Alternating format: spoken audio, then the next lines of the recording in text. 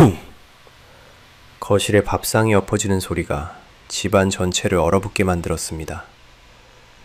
평생 한 번도 목소리를 높인 적 없던 시아버지의 손이 떨리고 계셨어요. 오늘부로 이 집 제사 끝이다. 그 한마디에 시어머니의 얼굴이 하얗게 질렸고 멀리 살며 늘 핑계만 대던 큰아들 부부는 말문이 막혔습니다. 8년 동안 새벽부터 밤까지 혼자 제사 준비를 해온 저에게도 믿기지 않는 순간이었어요. 아버님, 조용히 해라. 며느리 하나 병원에 실려가는데도 제사상만 걱정하는 집안이 어디 있냐. 시아버지의 목소리는 떨렸지만 단호했습니다.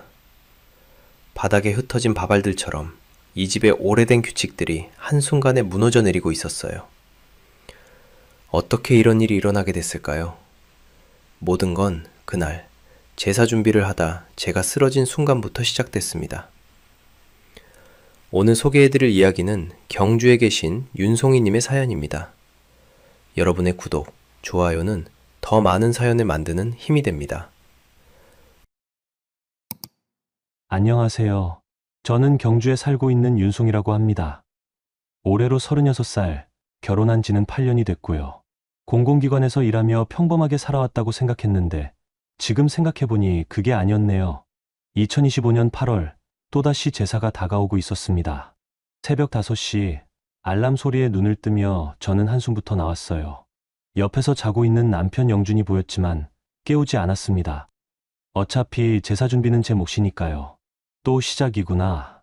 세면대에서 찬물로 얼굴을 씻으며 거울 속 제 모습을 봤어요. 눈 밑에 다크서클이 점점 짙어지고 있었고 얼굴도 많이 야위었더라고요. 8년 동안 제사와 명절 때마다 혼자 준비해오니 몸이 망가지는 게 느껴졌어요. 성동시장으로 향하는 길, 새벽 공기는 차가웠습니다. 시어머니께서 늘 강조하시는 건 자연산 국산이었어요. 갈치는 제주산이어야 하고 명태는 러시아산 말고 국산이어야 하고 나물들도 하나하나 다 따져서 사야 했죠.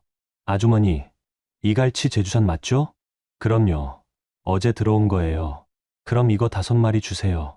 한 마리에 15,000원이니까 75,000원.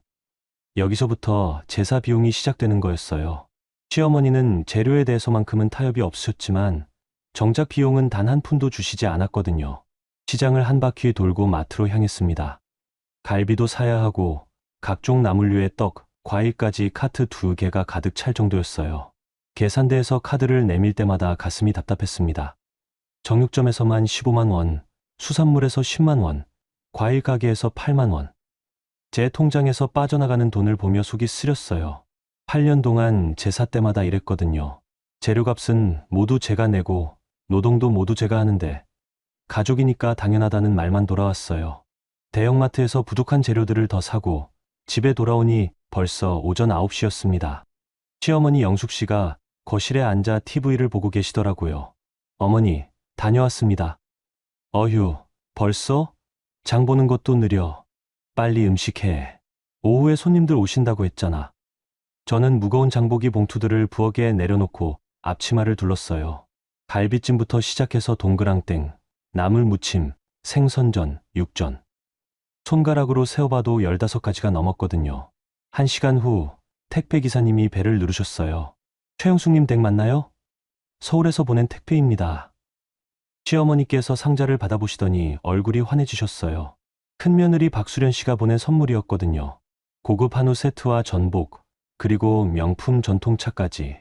아마 30만 원은 넘을 것 같았어요. 아이고, 우리 큰며느리 정말 이렇게까지 안 해도 되는데. 하지만 입가엔 미소가 번졌죠. 시어머니는 바로 동네 이웃들에게 전화를 걸기 시작하셨어요.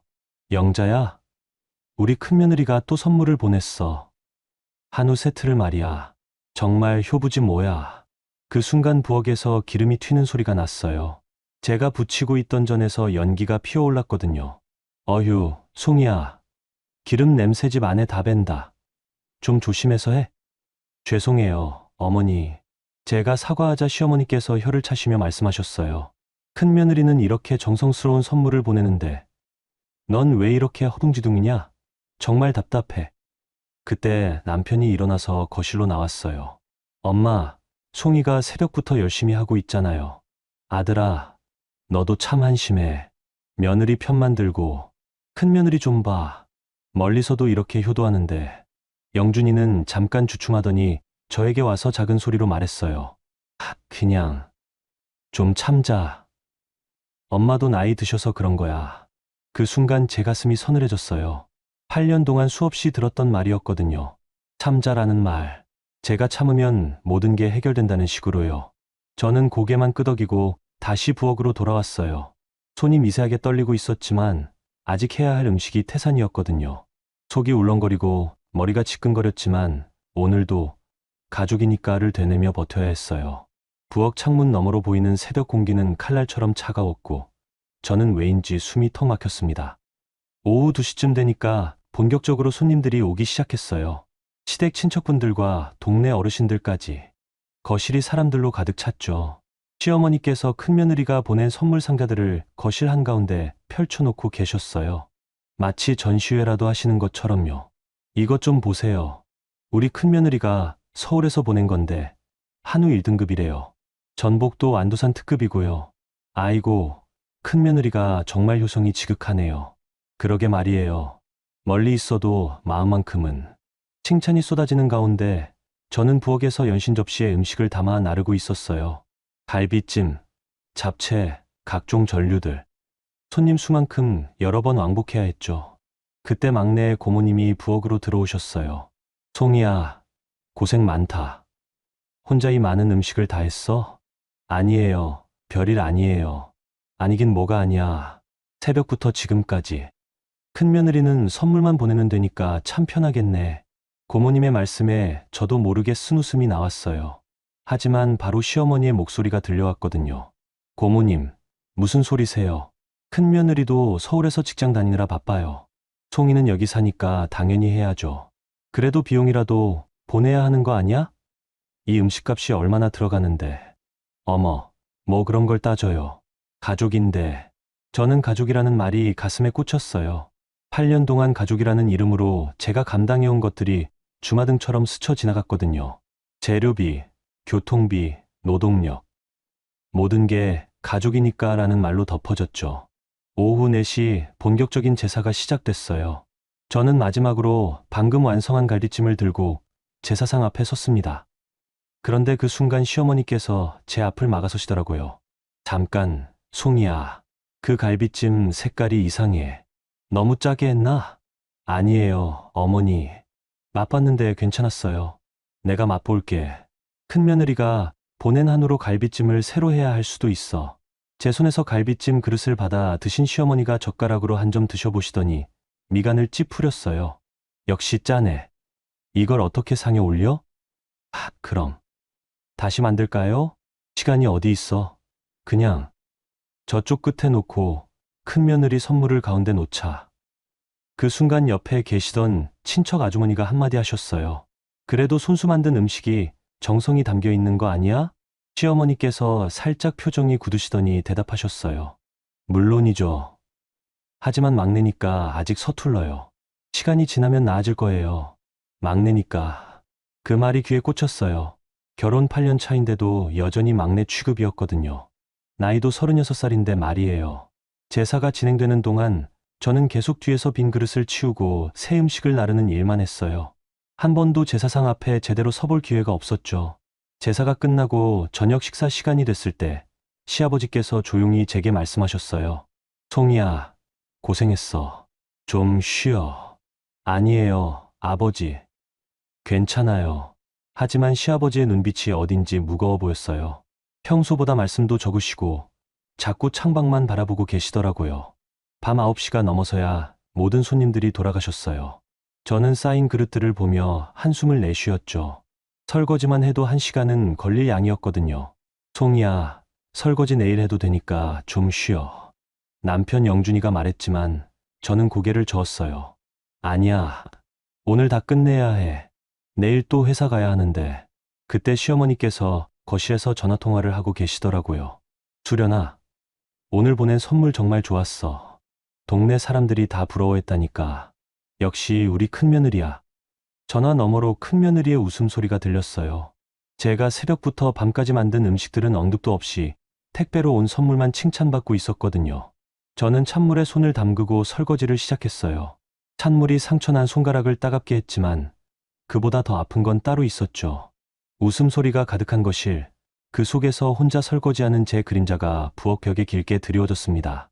제사 당일 아침, 저는 평소보다 더 일찍 일어났어요. 어젯밤 설거지를 하다가 너무 늦게 잤는데도 몸이 저절로 깨어나더라고요. 아마 긴장 때문이었을 거예요. 부엌에 들어서자마자 해야 할 일들이 머릿속에 쫙 펼쳐졌어요. 갈비찜 마무리하기, 전 부치기, 나물 무치기, 과일 깎기. 시계를 보니 오전 7시, 12시까지 모든 걸 완성해야 했어요. 후, 깊게 숨을 들이마셨는데 어지러움이 느껴졌어요. 어젯밤에 거의 못 잤거든요. 하지만 멈출 수는 없었죠. 오늘은 정말 중요한 제사라고 시어머니께서 몇 번이나 강조하셨거든요. 갈비찜부터 시작했어요. 어제 미리 재워둔 갈비를 꺼내서 양념장과 함께 끓이기 시작했죠. 그 사이 다른 버너에서는 동그랑땡을 붙이고 또 다른 쪽에서는 나물을 데치고 1시간쯤 지났을 때 시어머니께서 부엌으로 오셨어요. 송이야, 갈비찜 냄새가 좀 이상한데 양념이 부족한 거 아냐? 아직 끓이는 중이에요. 조금 더 시간이. 아니야, 지금 맛봐야 해. 손님들 오기 전에 조절해야지. 시어머니께서 국자로 국물을 떠서 맛보시더니 인상을 찌푸렸어요. 역시 간이 싱거워. 소금하고 간장 더 넣어. 네, 알겠어요. 저는 후다닥 양념을 추가했어요. 그런데 이번엔 다른 곳에서 문제가 생겼어요. 붙이고 있던 동그랑땡이 타기 시작한 거예요. 아, 이런. 급하게 불을 줄이고 동그랑땡을 뒤집었는데 이미 한쪽 면이 새까맣게 탔어요. 시어머니께서 혀를 차시며 말씀하셨어요. 어휴, 집중을 해야지. 이렇게 하면 언제 다 하냐? 죄송해요. 그 순간 제 머리가 갑자기 띵해졌어요. 그리고 속이 울렁거리기 시작했어요. 아침을 못 먹어서 그런가 싶어 물 한 모금 마셨는데 더 속이 안 좋아지더라고요. 오전 10시쯤 남편이 부엌에 들어왔어요. 송이야, 괜찮아? 얼굴이 너무 창백해. 응. 좀 피곤하긴 한데 괜찮아. 좀 쉬어. 내가 도와줄게. 아니야, 괜찮다고. 이제 거의 다 끝나가. 하지만 사실 괜찮지 않았어요. 손이 떨리고 눈앞이 가끔씩 흐릿해졌거든요. 그래도 참아야 했어요. 오늘은 정말 중요한 제사라고 했으니까요. 드디어 마지막 음식인 갈비찜을 제사상에 올릴 차례가 됐어요. 뜨거운 김이 모락모락 피어오르는 그릇을 양손으로 조심스럽게 들었는데 그 순간이었어요. 세상이 갑자기 하얗게 변했어요. 그릇이 손에서 미끄러지는 걸 느꼈어요. 그리고 제 몸도 그릇과 함께 바닥으로 쏟아지고 있었죠. 쿵! 큰 소리와 함께 갈비찜 그릇이 바닥에 깨졌어요. 뜨거운 국물과 고기 조각들이 사방으로 튀었고 제 손등에도 뜨거운 국물이 쏟아졌어요. 화상을 입은 손을 부여잡고 바닥에 쓰러진 저를 보고 거실에 있던 모든 사람들이 달려왔어요. 하지만 시어머니의 첫 번째 말은 아이고, 제사상이 갈비찜을 이걸 어떻게 해. 제가 바닥에서 떨고 있는데도 음식 걱정이 먼저였어요. 저는 일어나려고 했지만 몸에 힘이 하나도 들어가지 않았어요. 송이야, 괜찮아? 남편이 제 어깨를 흔들었지만 저는 대답할 수가 없었어요. 숨이 제대로 쉬어지지 않았거든요. 마치 가슴에 돌덩이가 올려진 것 같았어요. 119 불러야겠다. 누군가 소리쳤고 시아버지께서 조용히 제 곁에 무릎을 꿇으셨어요. 송이야, 괜찮아. 천천히 숨 쉬어. 시아버지의 목소리만 유일하게 따뜻했어요.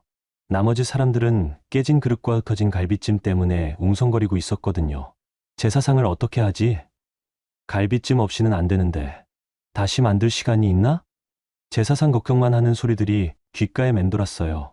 제가 쓰러졌는데도 음식 걱정이 먼저인 사람들. 저는 그 순간 모든 걸 깨달았어요.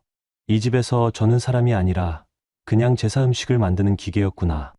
곧 구급차 사이렌 소리가 들려왔어요. 하지만 저는 바닥에 뜨거운 국물과 함께 흩어져 있는 갈비찜 조각들을 바라보며 처음으로 이런 생각을 했어요. 이제 그만하고 싶다. 제 눈에서 식은땀이 아닌 진짜 눈물이 흘러내렸습니다.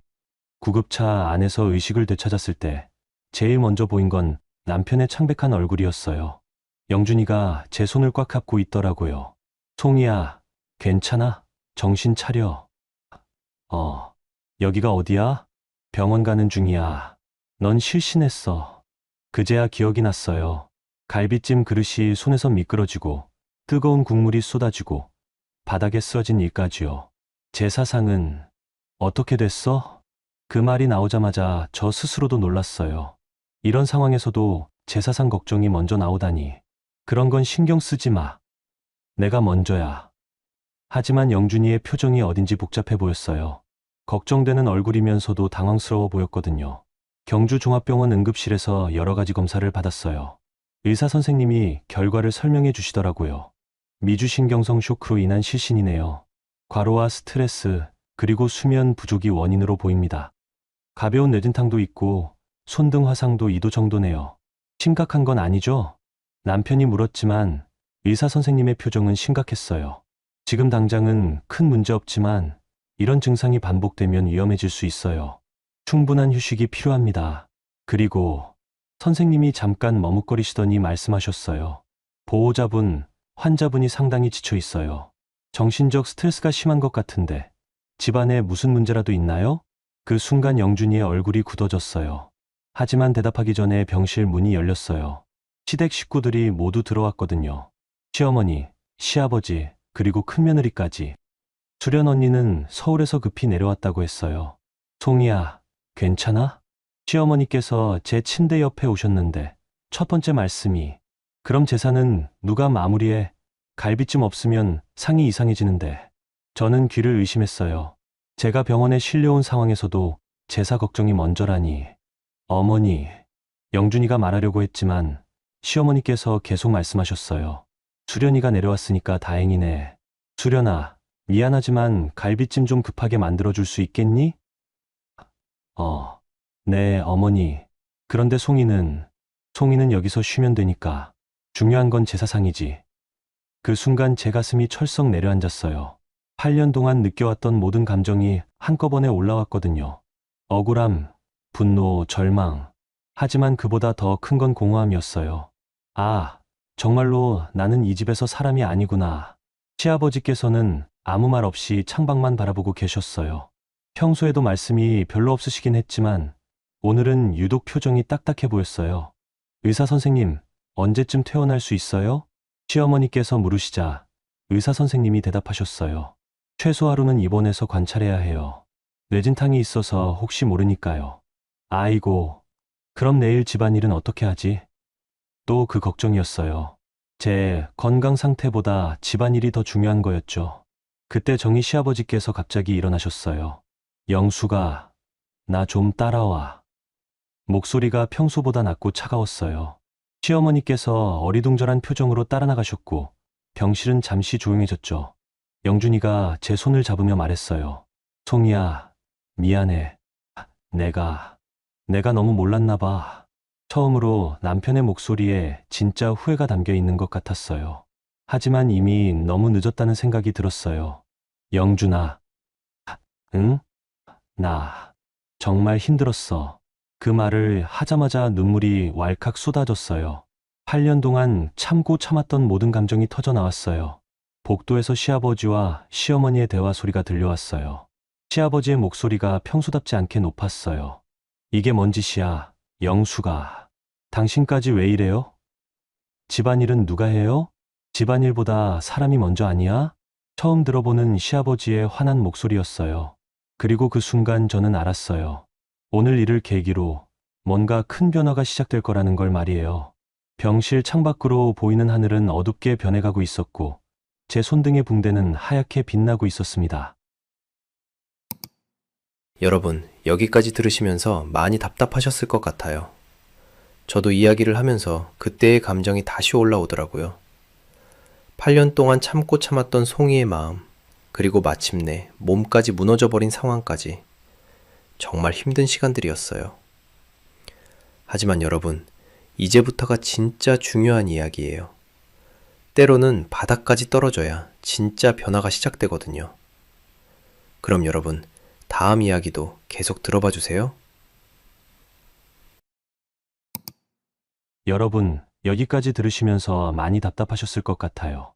저도 이야기를 하면서 그때의 감정이 다시 올라오더라고요. 8년 동안 참고 참았던 송이의 마음, 그리고 마침내 몸까지 무너져버린 상황까지.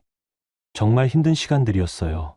하지만 여러분, 이제부터가 진짜 중요한 이야기예요. 때로는 바닥까지 떨어져야 진짜 변화가 시작되거든요. 그럼 여러분, 다음 이야기도 계속 들어봐 주세요. 병실에서 첫날 밤을 보내는 건 정말 어색했어요. 8년 동안 매일 새벽에 일어나서 뭔가를 준비하느라 바빴는데, 갑자기 아무것도 할 게 없어지니까 오히려 불안하더라고요.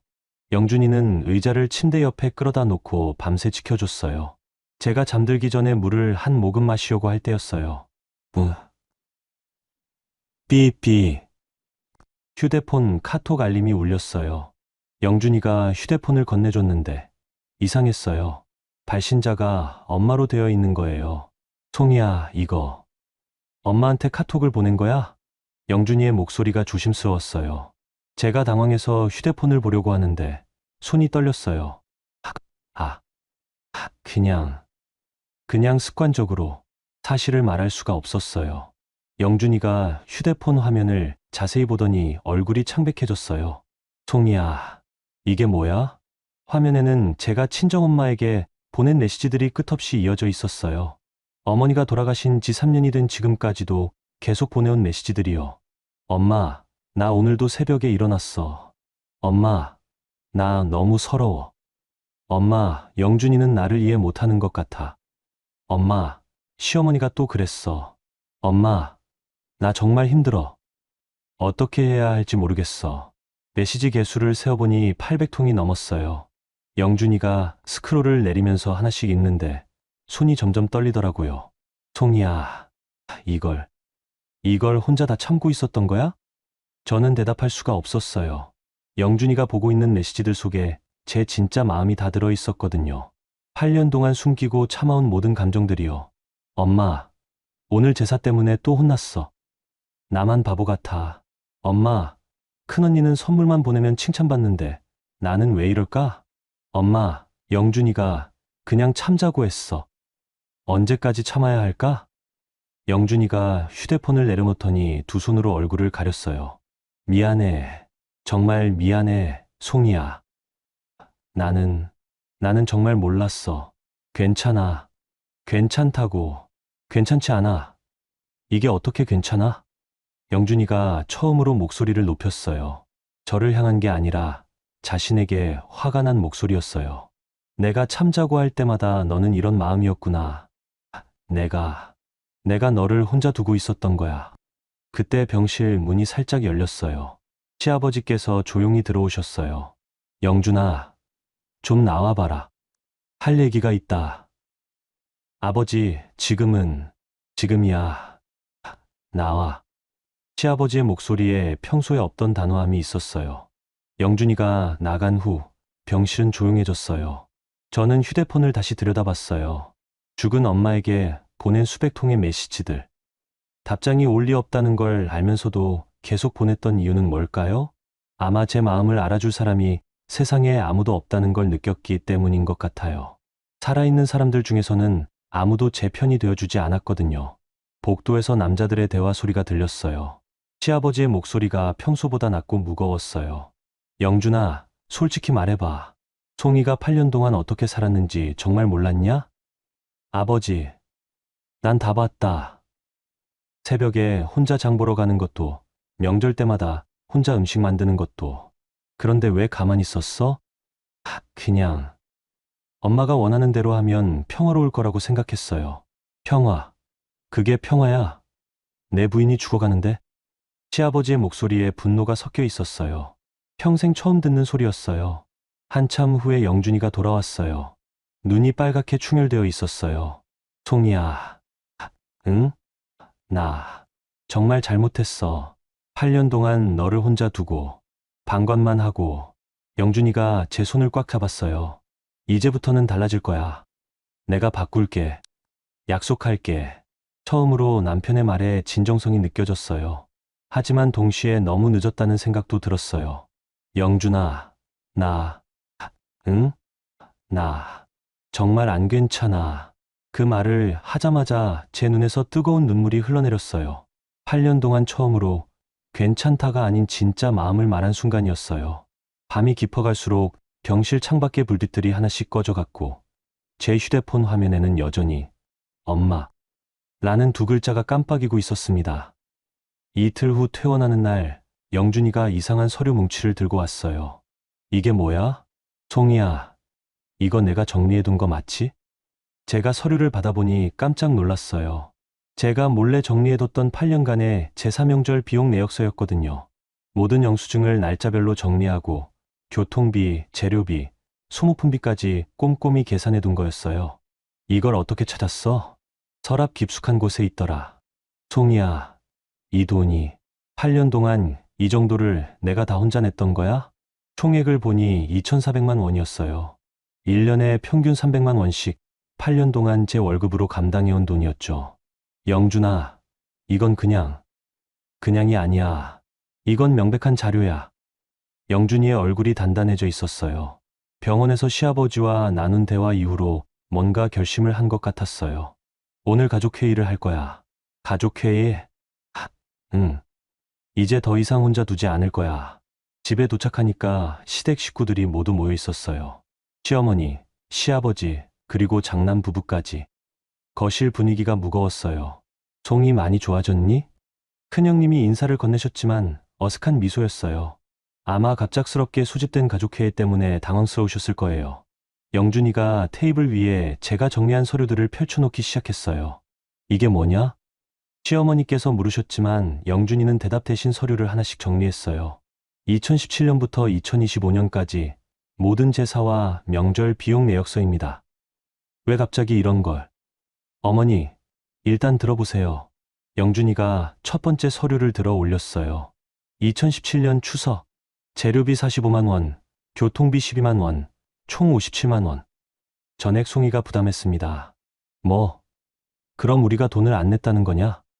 큰형님이 반발했지만 영준이는 계속 읽어나갔어요. 2018년 설날, 재료비 38만 원, 교통비 15만 원. 숫자들이 하나씩 읽혀질 때마다 거실 분위기가 차가워졌어요. 8년 동안의 모든 비용이 적나라하게 드러나고 있었거든요. 그래서 뭘 어쩌자는 거냐? 시어머니께서 불편한 기색을 보이셨어요. 이건 효도가 아니라 착취였습니다. 영준이의 목소리에 처음 들어보는 단호함이 있었어요. 착취라니, 가족끼리 무슨 그런 말을. 가족이라면 더더욱 공평해야 하는 거 아닙니까? 왜 막내 며느리만 모든 걸 감당해야 해요? 그때 큰며느리 수연 언니가 말했어요. 그래도 우리는 선물도 보내고, 선물하고 실제 비용하고는 다른 문제죠. 언니가 보내신 선물들 가격 계산해봤는데 8년 동안 총 600만 원 정도예요. 송이가 쓴 돈의 4분의 1도 안 됩니다. 정확한 숫자를 듣자 수연 언니의 얼굴이 빨개졌어요. 시어머니께서 목소리를 높이셨어요. 그럼 뭘 어쩌자는 거야? 지나간 일을 왜 이렇게. 지나간 일이 아닙니다. 송이는 지금도 고생하고 있어요. 병원에서도 의사가 말했잖아요. 스트레스성 쇼크라고. 그 순간 저는 입을 열었어요. 말씀 좀 드려도 될까요? 모든 시선이 제게 쏠렸어요. 평소라면 위축됐을 텐데 이상하게 마음이 차분해졌어요. 8년 동안 정말 힘들었어요. 돈 문제도 그렇지만 더 힘든 건 제가 잠깐 숨을 고르자 시어머니께서 말씀하셨어요. 송이야, 내가 예민한 거 아니냐? 우리가 언제? 어머니, 제가 병원에 실려간 날에도 제사상 걱정을 먼저 하셨잖아요. 거실이 조용해졌어요. 그리고 선물 받으실 때는 효부라고 하시면서 제가 만든 음식에는 항상 뭔가 부족하다고 하셨어요. 8년 동안 단 한 번도 수고했다는 말씀 안 해주셨어요. 제 목소리가 점점 또렷해졌어요. 저는 오늘부로 내려옵니다.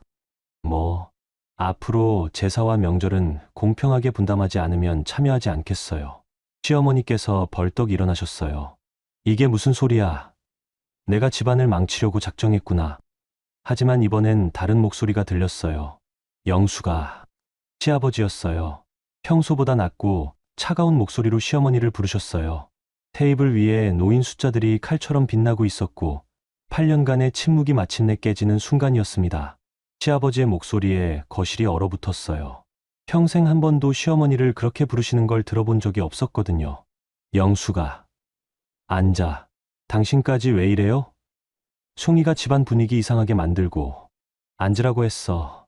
시아버지의 목소리에 평소에 없던 권위가 실렸어요. 시어머니께서 할 수 없이 소파에 앉으셨지만 표정이 몹시 불만스러워 보였어요. 그때 장남 부부가 불편한 기색을 드러내기 시작했어요. 아버지, 그런데 이미 지나간 일을 가지고 이렇게까지 해야 하나요? 큰형님이 조심스럽게 말씀하셨어요. 그리고 솔직히 말하면 우리는 멀리 살아서 매번 참석하기 어려우니까 대신 선물을 보내는 거잖아요. 선물이 문제가 아니에요, 형님. 영준이가 대답했어요. 문제는 모든 책임과 비용을 송이 혼자 져왔다는 거예요. 8년 동안 단 한 번도 우리가 도와줄까? 비용을 나눠서 내자 이런 말씀 없었잖아요. 수련 언니가 조금 흥분한 목소리로 말했어요. 그럼 우리 보고 어떻게 하라는 거예요? 서울에서 매번 내려와서 음식 만들라고요? 그게 아니라. 아니에요, 언니. 제가 말을 끊었어요. 언니가 서울에서 내려올 필요는 없어요. 하지만 비용이라도 공평하게 부담해 주시면 되거든요. 그리고 제가 혼자 다 준비한다고 해서 당연하게 여기지 마시고요. 뭐? 우리가 언제 당연하게. 작년 추석 때 언니께서 전화로 송이가 있어서 다행이다. 우리는 편하게 선물만 보내면 되니까 라고 하셨잖아요. 시어머니께도요. 수련 언니의 얼굴이 빨개졌어요. 그런 말을 했다는 걸 까먹고 계신 것 같았어요. 시어머니께서 다시 목소리를 높이셨어요. 그래도 막내니까 좀 더 해주는 게. 그 순간이었어요. 조용하던 시아버지께서 갑자기 일어나셨어요. 그러더니 테이블 쪽으로 천천히 걸어가셨어요. 아버지? 영준이가 이해한 표정으로 시아버지를 바라봤어요. 그런데 시아버지께서 테이블 위에 놓인 밥공기를 집어드시더니 쿵! 바닥에 내던지셨어요. 모든 사람이 깜짝 놀랐어요. 평생 목소리 한 번 높인 적 없는 시아버지가 갑자기 밥공기를 던지시다니. 그런데 거기서 끝이 아니었어요. 시아버지께서 테이블 위에 놓인 반찬들까지 모두 바닥으로 쓸어내리셨어요. 저게 뭐 하는 짓이야? 시어머니께서 소리쳤지만 시아버지는 오히려 더 차분해지셨어요. 영수가, 그리고 도윤아, 수련아. 시아버지께서 우리 모두를 바라보며 말씀하셨어요. 오늘부로 이 집 제사는 끝이다. 뭐라고요? 제사상보다 사람이 먼저다. 송이가 쓰러져서 병원에 실려가는데도 제사상 걱정을 먼저 하는 집안이라면 차라리 제사 안 지내는 게 낫다. 시아버지의 목소리에는 평생 쌓아온 분노가 담겨 있었어요. 그리고 영수가, 넌 지금까지 뭘 한 거야? 8년 동안 송이가 혼자서 모든 걸 감당하는 걸 보면서 왜 가만히 있었어? 당신까지 왜 이래요? 며느리가 시댁일 도와주는 게 당연한 거 아니에요? 도와주는 것과 착취하는 것은 달라. 8년 동안 단 한 푼도 안 보태고 칭찬 한마디도 안 하고 그게 도와달라는 거야? 시어머니께서 할 말을 잃으셨어요. 시아버지가 이렇게 화내시는 걸 처음 보는 거였거든요. 그리고 도윤아, 넌 받아들이면서 뭐 했어? 동생 부인이 고생하는 걸 알면서도 선물만 보내면 된다고 생각했지? 큰형님도 고개를 숙이셨어요. 아버지, 내가 지금까지 침묵한 게 죄다. 송이야, 미안하다. 시아버지께서 제게 고개를 숙이셨어요. 이제부터는 달라질 거다. 제사든 명절이든 모든 비용은 3등분해서 각자 부담한다. 그리고 막내 독박은 절대 금지다. 시어머니께서 벌떡 일어나셨어요. 당신이 미쳤어요? 이 나이에 가정을 뒤흔들어 놓고. 미친 게 아니라 정신 차린 거야. 송이가 죽을 뻔했는데도 아직도 모르겠어? 그 순간 거실은 완전히 조용해졌어요. 바닥에 흩어진 밥알들과 깨진 그릇, 조각들이 마치 무너진 권력을 상징하는 것 같았어요. 장남 부부는 말문이 막혀서 서로만 바라봤고 시어머니는 시아버지를 노려보고 계셨어요. 하지만 저는 처음으로 가슴이 뻥 뚫리는 기분을 느꼈습니다. 드디어, 정말 드디어 누군가 제 편이 되어준 거였어요. 그 일이 있고 나서 일주일이 지났어요. 집안 분위기는 여전히 어색했지만 뭔가 큰 변화가 시작되고 있었어요. 장남 부부는 서울로 올라가면서 비용 분담에 대해서 생각해보겠다고 말씀하셨어요.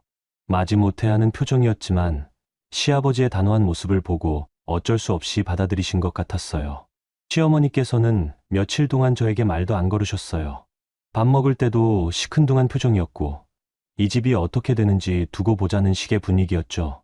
하지만 가장 큰 변화는 영준이었어요. 송이야, 이번 주말에 영천 가자. 영천. 왜? 엄마 산소 가보자. 오랜만에. 친정엄마 산소를 간 게 언제였나 생각해보니 거의 1년이 넘었어요. 시댁 제사 준비하느라 바빠서 친정 성묘도 제대로 못 갔었거든요.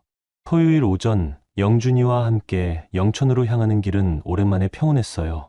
아무런 준비할 것도 없고 누구 눈치도 볼 필요 없이 그냥 떠나는 여행 같았어요. 송이야. 응? 휴대폰에 있던 카톡들 다 읽어봤어. 제 가슴이 철렁했어요. 영준이가 엄마에게 보낸 제 메시지들을 다 봤다는 말이었거든요. 영준아, 그건 미안해. 정말 미안해. 영준이의 목소리가 떨렸어요. 엄마, 영준이는 나를 이해 못하는 것 같아. 이 메시지를 봤을 때 정말 가슴이 무너지더라. 그냥 마음이 답답해서 쓴 거야. 아니야. 내 마음이 맞아. 내가 정말 너를 이해 못했어. 영준이가 차를 길가에 세우더니 제 손을 잡았어요. 이제부터는 달라질 거야. 아니, 내가 달라질게. 약속해. 영천에 도착해서 엄마 산소까지 올라가는 길은 생각보다 가팔랐어요. 1년 동안 오지 못했던 죄책감 때문에 발걸음이 무겁더라고요. 산소 앞에 도착해서 벌초를 하고 간단히 차례상을 차렸어요. 오랜만에 제사상이 아닌 진짜 제 마음으로 차리는 상이었어요. 엄마. 무릎을 꿇고 앉아서 엄마 묘비를 바라보니 갑자기 눈물이 왈칵 쏟아졌어요. 엄마, 나 정말 힘들었어. 8년 동안 참고 참았던 모든 감정이 터져 나왔어요. 매일 새벽에 일어나서 장 보러 가는 것도, 혼자서 열 몇 가지 음식 만드는 것도 정말 힘들었어. 그런데 아무도 고생했다고 안 해줬어.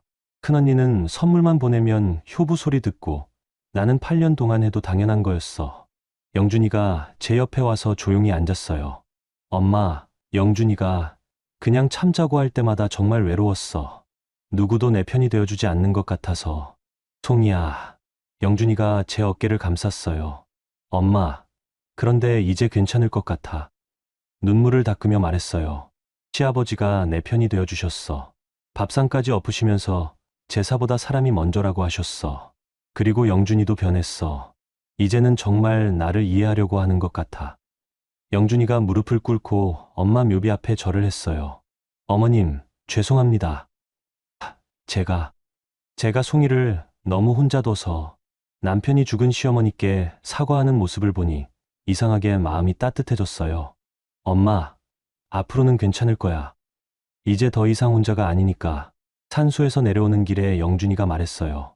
송이야, 다음 달부터 제사 비용 공동 계좌 만들자.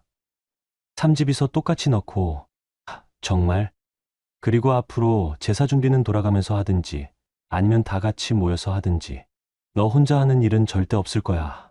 그럼 시어머니가 또 뭐라고 하실 텐데. 아버지가 계시잖아. 그리고 이제 나도 있고. 집으로 돌아오는 길에 저는 창밖 풍경을 바라보며 생각했어요. 8년 동안 제가 찾던 건 사실 대단한 게 아니었어요. 그냥 인정받고 싶었던 거였어요. 제가 하는 일들이 당연한 게 아니라 소중한 거라는 걸 알아달라는 것이었죠. 그리고 이제야 그걸 얻을 수 있을 것 같았어요. 시댁에 도착했을 때 시어머니께서 거실에 계셨어요. 예전 같으면 어색하게 인사만 하고 피했을 텐데 이번엔 달랐어요. 어머니, 다녀왔습니다. 잘 다녀왔니? 어머니, 다녀왔습니다. 잘 다녀왔니? 시어머니의 목소리가 예전보다 조심스러워져 있었어요.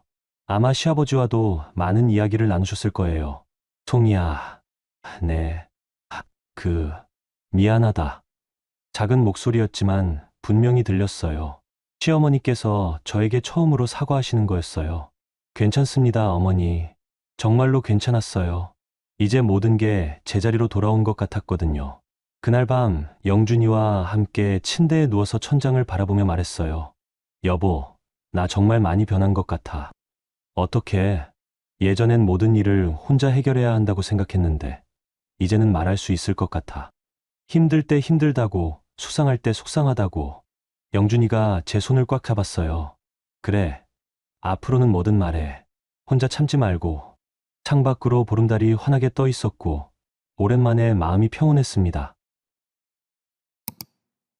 여러분, 오늘 이야기 어떠셨어요? 송이의 8년간의 이야기를 들으면서 아마 많은 분들이 가슴이 답답하셨을 것 같아요. 특히 같은 며느리 입장에 계신 분들은 더욱 공감하셨을 거고요. 사실 저도 이 이야기를 준비하면서 많은 생각이 들었어요.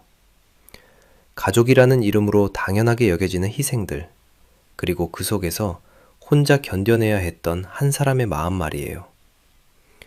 송이가 친정엄마에게 보낸 800통의 카톡을 들었을 때 정말 마음이 아팠어요. 죽은 엄마에게라도 자신의 마음을 털어놓고 싶었던 그 외로움이 얼마나 깊었을까 싶더라고요. 하지만 이야기 끝에서 송이가 이제 괜찮을 것 같아 라고 말할 때는 저도 함께 안도하게 되더라고요. 때로는 바닥까지 떨어져야 진짜 변화가 시작되는 법이니까요.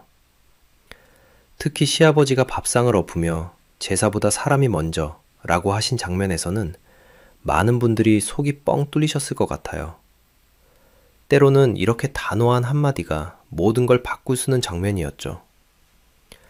누구나 살아가면서 다양한 선택의 순간을 만나게 됩니다. 참을 것인지 말할 것인지, 혼자 감당할 것인지 도움을 요청할 것인지. 송이처럼 8년을 참고 견디는 것도 하나의 선택이고, 마침내 이제 안 괜찮다고 말하는 것도 또 다른 선택이죠.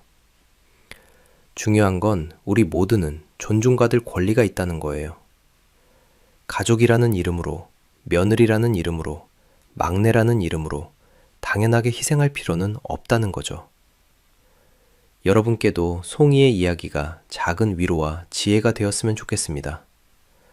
그리고 혹시 지금 힘든 상황에 계신 분들이라면 용기 내어 목소리를 내시길 바라요. 분명히 여러분의 편이 되어줄 사람이 있을 테니까요. 구독과 좋아요 부탁드립니다.